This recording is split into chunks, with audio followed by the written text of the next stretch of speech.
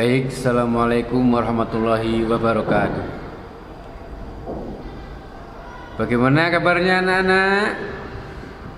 Alhamdulillah, luar biasa ya, masih semangat ya. Baik, sebelum kita mulai pembelajaran, mari kita berdoa terlebih dahulu.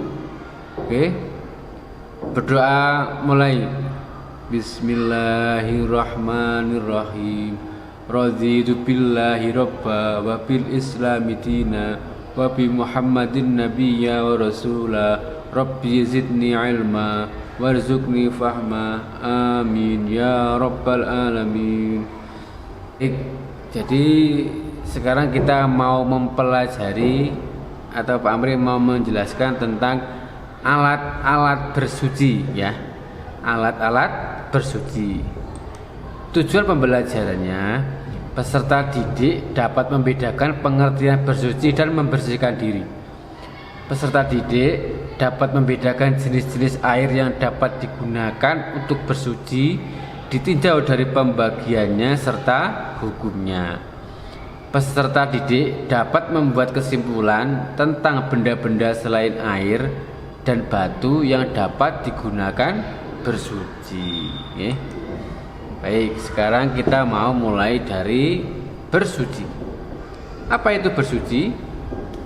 Bersuci dalam bahasa Arabnya disebut toharoh. Apa? Toharoh. Istilah toharoh dari segi bahasa berarti membersihkan diri, membersihkan pakaian, tempat, dan benda-benda lain dari najis dan hadas dengan tata cara yang ditentukan oleh syariat Islam. Bersuci menempati kedudukan yang penting dalam ibadah, seperti orang yang akan mengerjakan sholat, tawaf, itu diwajibkan terlebih dahulu bertaharah, seperti berwudu, tayamum, atau mandi ya. Lanjut ke perbedaan bersuci dan membersihkan dilihat dari sifat dan pembagiannya. Yang pertama itu bersuci lahiriah. Bersuci lahiriah yaitu meliputi kegiatan bersuci dari najis dan hadas. Contoh, membersihkan badan dari kotoran atau najis.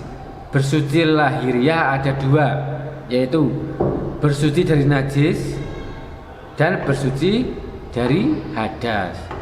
Bersuci dari hadas adalah berusaha untuk membersihkan segala bentuk kotoran yang melekat pada badan atau yang ditempati.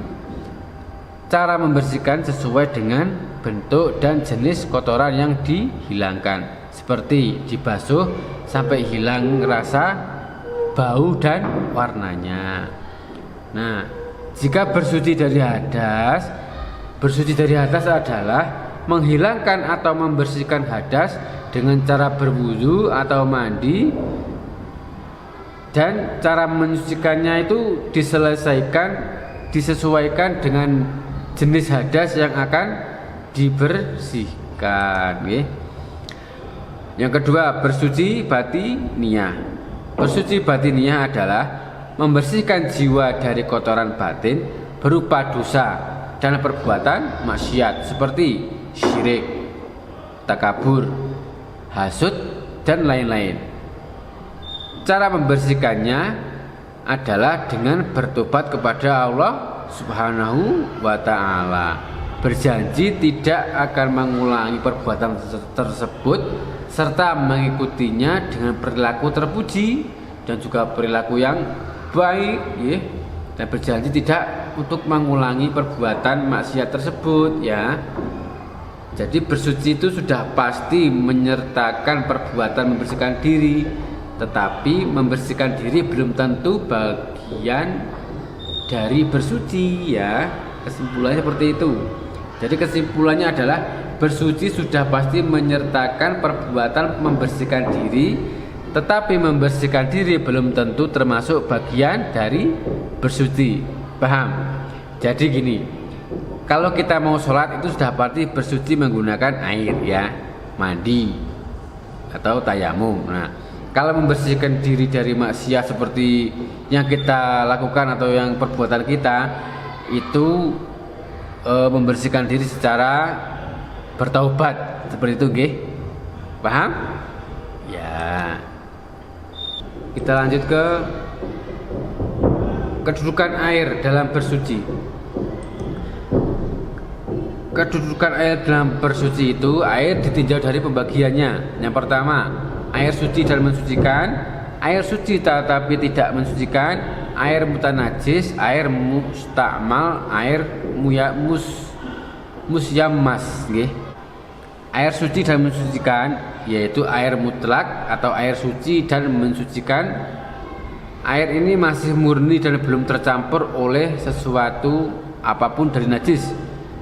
Jenis air inilah yang dapat digunakan untuk bersuci.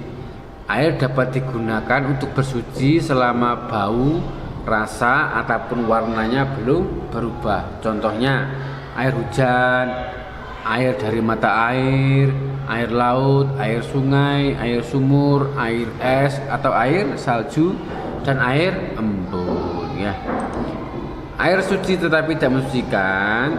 Air suci yang tidak mensucikan yaitu air suci tetapi tidak mensucikan, yakni air yang halal diminum tetapi tidak sah jika untuk bersuci. Air ini sekalipun suci tetapi tidak akan dapat digunakan untuk menghilangkan hadas. Termasuk dalam kategori air ini adalah air suci yang tercampur benda-benda suci lain dan hilang nama airnya secara mutlak. Contohnya air buah-buahan atau air kelapa itu ya, air yang dikeluarkan dari pepohonan atau nira. Air suci yang tercampur benda-benda suci lain seperti air teh, air kopi, air susu dan lain-lain itu ya, berarti itu air suci tetapi tidak mensucikan. Air mutanajis. Air mutanajis yaitu air yang terkena najis. Air ini tidak halal untuk diminum dan tidak sah apabila digunakan untuk bersuci. Air semacam ini tidak dapat digunakan untuk toharoh, baik untuk menghilangkan najis maupun hadas. Contoh, air mutanajis ini adalah sebagai berikut ya. Air yang sudah berubah warna, bau, dan rasanya karena terkena najis. Yang kedua, air yang belum berubah warna, bau, dan rasanya tetapi jumlahnya air sedikit atau kurang dari 2 kolah atau kurang lebih 216 liter ya. Air mustakmal. Air mustakmal yaitu air yang sedikit ukurannya atau kurang dari 2 kolah dan bekas pakai setelah digunakan untuk bersuci. Walaupun tidak berubah warnanya, air ini tidak boleh digunakan untuk bersuci karena dikhawatirkan sudah terkena kotoran atau najis yang dapat mengganggu kesehatan. Itu air mustakmal. Air musyamas. Air musyamas yaitu air yang makruh dipakai bersuci. Yang termasuk jenis air ini adalah air yang dijemur atau terkena panas matahari dan disimpan dalam bejana atau bak penampungan atau wadah yang bisa berkarat selain dari emas dan perak. Kita lanjut ke benda-benda bersuci selain air. Nah, ini benda-benda bersuci selain air itu ada, contohnya seperti benda padat. Yang pertama, benda padat. Benda-benda selain air yang dapat digunakan untuk bersuci adalah benda yang mampu menyerap air. Contohnya adalah kayu, batu, tisu kering, tanah, pecahan genting, atau benda-benda lainnya. Semua benda yang tersebut harus dalam keadaan bersih, itu yang bisa menyerap air. Bersuci dengan batu. Bersuci dengan batu agar hasilnya bersih dan sekaligus mensucikan, maka harus dipenuhi syarat-syaratnya. Cermati syarat-syaratnya berikut ini. Menggunakan 3 buah batu. Yang pertama ya. Yang kedua, batu yang digunakan dapat dibersihkan. 3, batu belum mengering. 4. Belum berpindah. 5. Tidak bercampur. 6. Tidak meluber. 7. Batu dalam keadaan tidak basah. 8. Batu dalam keadaan suci. Ya, itu untuk batu ya. Selanjutnya, menggunakan benda padat selain batu. Nah, ini yang sering terjadi nggih.